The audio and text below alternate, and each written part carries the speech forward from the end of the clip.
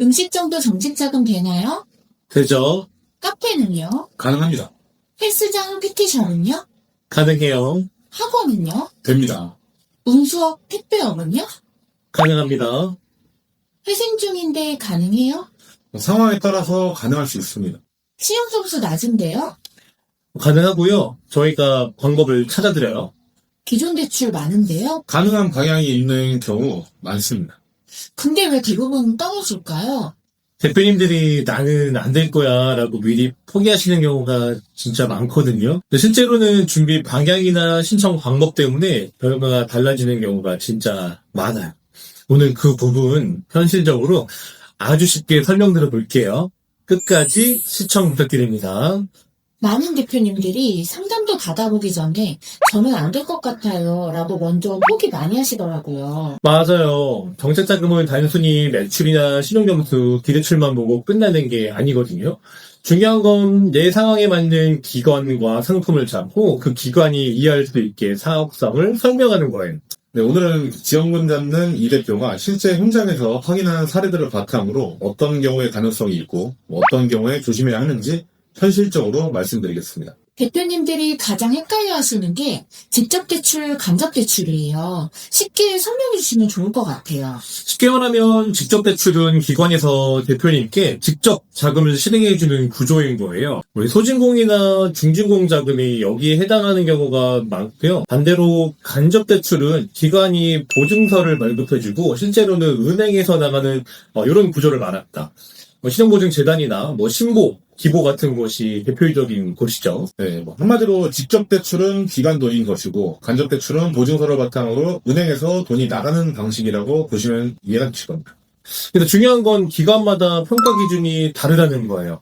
어떤 곳은 성장 가능성을 보고 어떤 곳은 기술력을 조금 더 많이 보고 어떤 곳은 대표님의 사업 설명과 자금 사용 계획을 매우 중요하게 보기도 합니다. 대표님들이 가장 많이 하시는 말들이 있어요.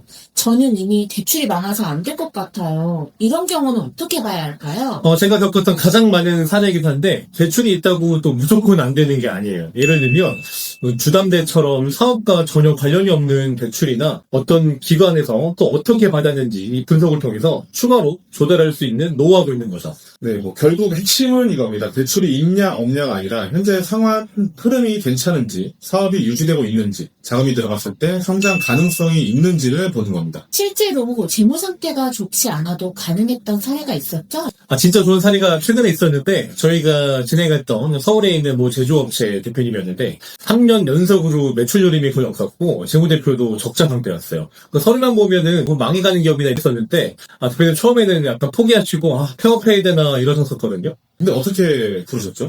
투자만 보면 재무대표만 보면 다른 컨설팅 평에서 다 포기하고 저희한테 마지막에 오셨던 건데 대표님 가지고 있는 경력, 학력, 향후 성장 가능성 이런 부분들을 서류로 정말 최대한 많이 녹여냈어요. 결과적으로 보증비율 100%로 1억 5천만 원 조달까지 연결이 됐습니다. 매출이 거의 없는 경우도 가능해요? 실제로 카드 매출이 또 월 30만 원 수준이던 대표님도 계셨었는데 이런 경우 단순 또 매출액만 보면 답이 안 나오는 거거든요. 저희는 이 매출이 왜 낮았는지 또 업력은 어떻게 되시는지 또 경력은 어떠신지 또 이 자금을 어디에서 받아서 얼마나 더 쓸 건지 이 내용들이 핵심이에요.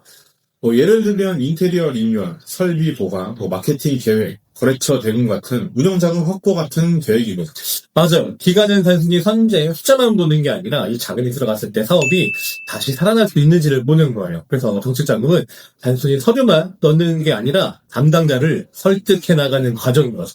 개인회생 이력이 있거나 신용점수가 낮은 대표님들은 거의 포기 많이 하시잖아요. 맞아요. 근데 이 회생 이력이나 저신용이라고 해서 또 완전히 불가능한 건 아니에요. 중요한 건 현재 성실하게 상환하고 계신지 이런 서류가 좀 고안이 되어야 하고 어떤 자금을 또 어떤 기관을 선택하는지가 또 핵심인 거죠. 네, 기관마다 기준이 다르기 때문에 A 기관에서는 어렵지만은 B 기관에서는 가능성이 생기는 경우도 종종 많이 있습니다. 그래서 정책자금은 단순히 신청 버튼을 누르는 게 아니고요. 어떤 기관을 어떻게 먼저 가야 되고 어떤 순서로 전략을 짜는지가 진짜 중요한 거예요. 그럼 정말 어려운 경우도 있어요? 있어요. 대표적인 게 우리 대표님들 세금 체납이에요. 이 정책자금으로 밀린 그 세금이나 건보료 해결하는 문의가 진짜 많은데 체납 상태에서는 신청이 어려운 경우가 진짜 많거든요. 네, 금융기관 연체도 항상 조심하셔야 됩니다. 다만 연체 기간, 횟수, 상환 여부에 따라서 기간별 판단이 다를 수 있습니다. 그래서 신청 전에 현재 상태를 먼저 진단을 하고 정리할 수 있는 부분은 정리하게 들어가는 게 진짜 중요합니다. 오늘 내용을 정리하면 대표님이 스스로 안 된다고 판단하기 전에 정확한 진단이 먼저 필요하다는 거네요. 맞아요. 정책자금은 업종 하나, 신용점수나 기대출 하나만 보고 끝나는 게 아니라는 거예요. 사업성, 상환자금, 자금 사용 계획, 또 어떤 기관을 선택하는지가 진짜 중요합니다. 네, 이 편에서는 더 실전적인 내용을 한번 따라오겠습니다. 요식업 1억 이상 조달 사례, 추가 대출 전략, 공동대표 주의사, 불법 브로커 구별까지 자세하게 한번 다뤄보겠습니다. 그리고 마지막에는 갚지 않아도 되는 무상지원금 콘텐츠 예고까지 이어집니다. 다음 편도 꼭 확인해 주세요.